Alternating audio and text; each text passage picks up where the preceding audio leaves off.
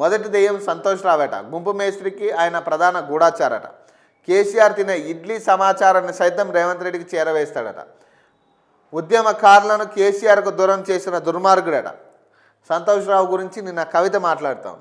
గుంపు మేస్త్రికి ప్రధాన గూఢాచారి సంతోష్ రావు అని తెలంగాణ జాగృతి అధ్యక్షురాలు కల్వకుంట్ల కవిత అన్నారు.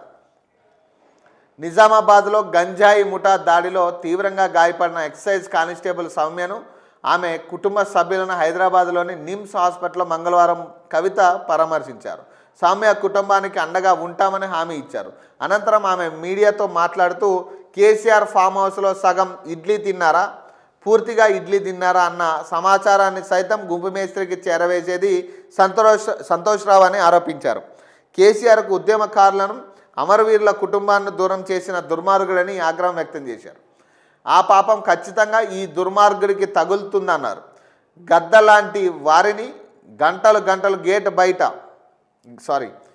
గద్దర్ లాంటి వాళ్ళని గంటలు గేట్ బయట వేచి చూడడం, ఈటల లాంటి వారు పార్టీ నుంచి బయటకు రావడానికి సైతం సంతోష్ రావే కారణమన్నారు. ప్రధాన గూఢాచారి అయిన సంతోష్ రావును శిక్షిస్తాడని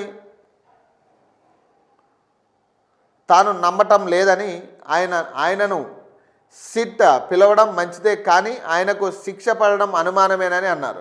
పోలీస్ చట్ట నిజాయితీగా పనిచేస్తే సంతోష్ రావుకు ఖచ్చితంగా శిక్ష పడుతుందని పేర్కొన్నారు.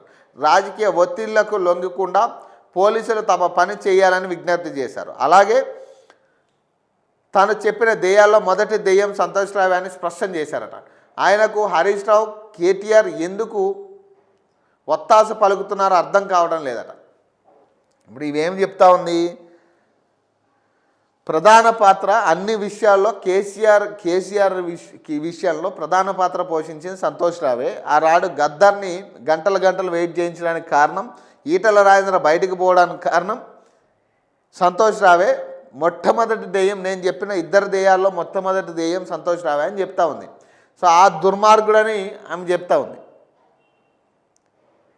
ఈడ ఎట్లా ఉందంటే పంచాయతీ మొత్తం కూడా ఇంటి పంచాయతీ మొత్తం పబ్లిక్లోకి వస్తుంది. అది పర్సనల్ ఎజెండానా లేకపోతే ఇంకోట, ఆమె టార్గెట్ ఏందనేది తెలియదు.